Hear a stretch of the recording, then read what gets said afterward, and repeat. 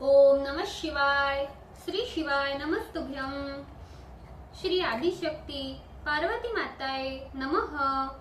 श्री विघ्नेश्वराय नमः।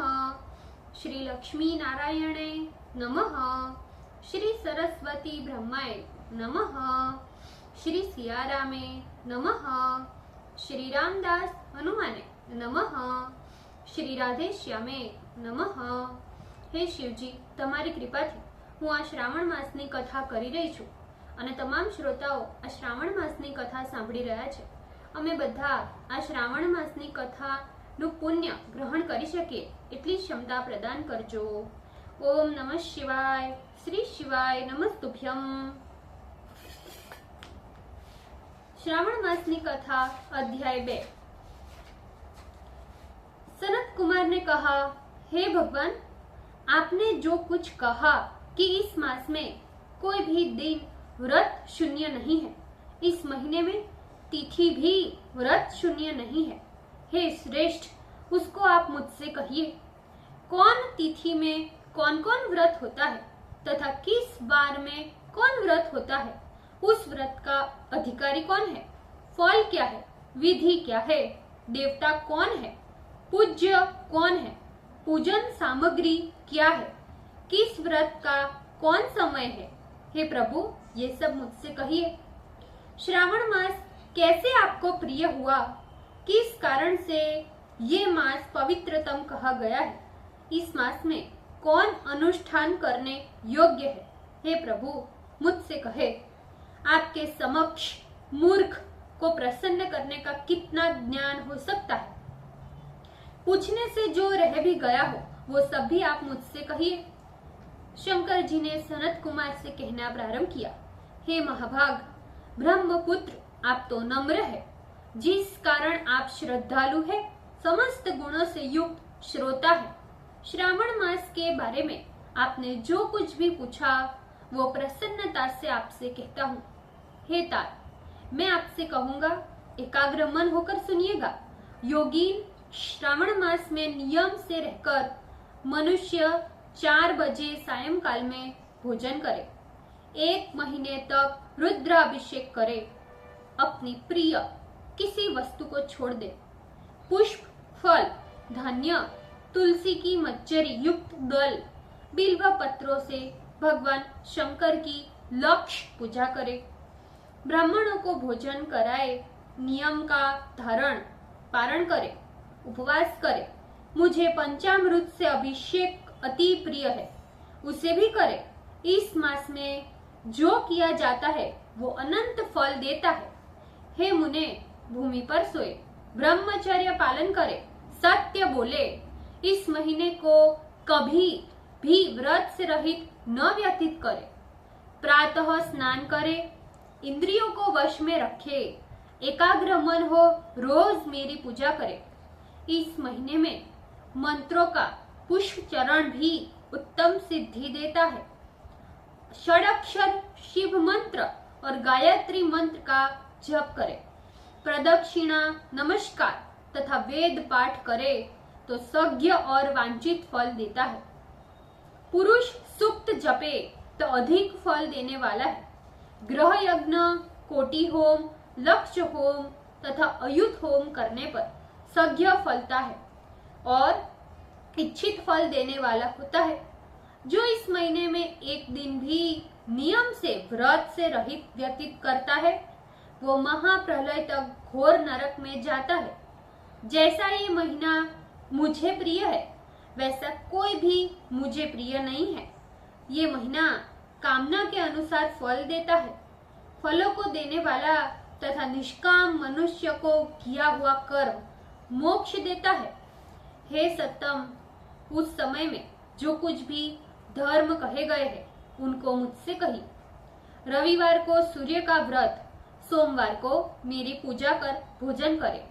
श्रावण महीने के पहले सोमवार से प्रारंभ होकर 3.5 महीने तक होने वाला संपूर्ण कामना की अर्थ सिद्धि को देने वाला रोटक नामक व्रत होता है। मंगलवार के दिन मंगला गौरी का व्रत होता है। बुधवार का बुध का व्रत, बृहस्पतिवार को बृहस्पति का व्रत, शुक्रवार को जीवंतिका देवी का व्रत होता है। हनुमान तथा नरसिंह का शनिवार को व्रत कहा गया है। हे मुने, अब अन्य तिथियों में होने वाले व्रतों को सुनो। श्रावण मास के शुक्ल पक्ष की द्वितीया को औदुंबर नामक व्रत होता है। श्रावण मास की शुक्ल पक्ष की तृतीया को गौरी का व्रत होता है। श्रावण मास की शुक्ल चतुर्थी को दुर्वा गणपति नाम का व्रत होता है। हे मुने, इसी का अन्य नाम विनायक चतुर्थी भी है। श्रावण शुक्ल पक्ष की पंचमी नाम पूजन में उत्तम कही गई है। षष्ठी के दिन तो सुपोदन नाम व्रत और सप्तमी को शीतला देवी का व्रत होता है। अष्टमी और चतुर्दशी तिथियों में देवी का पवित्र रोपण करें। श्रावण मास की कृष्ण तथा शुक्ल पक्ष की नवमी को नक्त व्रत का विधान है। शुक्ल पक्ष की दशमी को आशा नामक व्रत होता है। कोई मनुष्य इस महीने की दोनों पक्षों की एकादशी को आशा व्रत को होना मानते हैं। श्रावण शुक्ल पक्ष की द्वादशी को भगवान श्री हरि का पवित्र रोपण करना कहा है। अतः द्वादशी को भगवान श्री हरि का श्रीधर नाम से अर्चन उत्तम गति प्राप्त कराता है। श्रावण शुक्ल पक्ष पूर्णिमा को उत्सर्जन उपाकर्म, सभादीप उपाकर्म की सभा में रक्षाबंधन, श्रावणी कर्म सर्प बलि तथा हयग्रीव नामक भगवान विष्णु का अवतार कहा गया है। ये 7 काम श्रावण शुक्ल पूर्णिमा को होते हैं।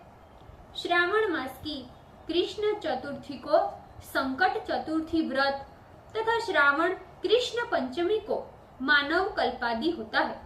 हे द्विजोत्तम, श्रावण कृष्ण पक्ष अष्टमी को भगवान श्री कृष्ण का श्री कृष्ण नाम से पूर्ण अवतार हुआ। उस दिन व्रत तथा महोत्सव करें। श्रावण मास की अमावस्या की तिथि में पिठोरा व्रत होता है। कुशोत्पाटन कहे और वृष भोग का अर्चन करें। शुक्ल पक्ष की प्रथम तिथि से प्रारंभ करके सब समस्त तिथियों में अलग अलग देवता कहे गए हैं। प्रतिपदा तिथि के अग्नि, द्वितीया के ब्रह्मा, तृतीया के गौरी, चतुर्थी के गणनायक, पंचमी के सर्प, षष्ठी के स्कंद, सप्तमी में सूर्य और अष्टमी तिथि शिव है। नवमी तिथि दुर्गा, दशमी तिथि यम, एकादशी के विश्वदेव स्वामी है, द्वादशी के श्री हरि भगवान विष्णु, त्रयोदशी के कामदेव, चतुर्दशी के शिव, पूर्णिमा के चंद्रमा स्वामी है। अमावस्या में पितर स्वामी कहे गए हैं। इस क्रम के ये देवता तिथियों के स्वामी कहे गए हैं। जिस देव की जो कोई तिथि है उसी तिथि में वो देवता का अर्चन योग्य कहा गया है। हे मुने, इस मास में प्रायः अगस्त्य नक्षत्र का उदय होता है। मैं उस समय को कहता हूँ, एकाग्र मन से आप सुने। सिंह राशि पर सूर्य के संक्रमण दिन के 12:40 बीत जाने पर अगस्त्य ऋषि का उदय हो जाता है। अगस्त्य ऋषि के लिए 7 दिन पूर्व ही से अर्घ्य दे। 12 मास में सूर्य नारायण अलग अलग नाम से तपते हैं। श्रावण मास में गर्भस्थी नाम से तपते हैं। उनका पूजन भी इसी महीने में भक्ति द्वारा तत्पर होकर करे। श्रावण में साग का त्याग, भाद्रपद में दही का त्याग, आश्विन में दूध का त्याग और कार्तिक मास में दाल का त्याग करना उचित है। हे मानद, ये आपसे मैंने अति संक्षेप से उपदेश किया। हे मुनि श्रेष्ठ, इस मास में होने वाले व्रत और धर्मों को सविस्तार रूप से वर्णन कोई 100 वर्षों में भी नहीं कर सकता। मेरे प्रीत्यर्थ ये भगवान श्री हरि के प्रीत्यर्थ संपूर्ण व्रत होता है। परमार्थ रूप से विचार करने पर मेरे तथा हरि में कोई भी भेद नहीं है। जो प्राणी इसमें भेद की कल्पना करता है वो नरकगामी बनता है। सनत कुमार, आप श्रावण मास में धर्म का सेवन अवश्य करो। ओम नमः शिवाय। श्री शिवाय नमस्तुभ्यम। हे शिवजी, ભૂલચૂક માફ કરજો। આજના શ્રાવણ માસની કથાના વંચનનું પુણ્ય મને પ્રદાન કરજો શિવજી। ઓમ નમઃ શિવાય। શ્રી શિવાય નમસ્તુભ્યમ।